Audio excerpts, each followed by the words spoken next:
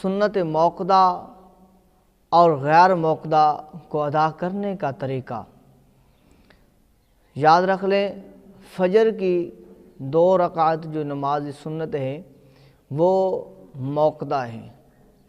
اسی طرح ظہر کی سنتے ہیں 4 فرضوں سے پہلے، وہ بھی موقدہ ہیں، اور فرضوں کے بعد جو سنتے ہیں 2 وہ بھی موقدہ ہیں۔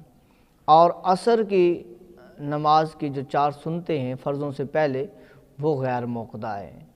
اور مغرب کے 3 فرضوں کے بعد والی جو 2 سنتے ہیں وہ موقدہ ہیں، اور عشاء کے 4 فرضوں سے پہلے جو 4 سنتے ہیں وہ غیر موقدہ ہیں، 4 فرضوں کے بعد 2 سنتے جو ہے وہ موقدہ ہیں۔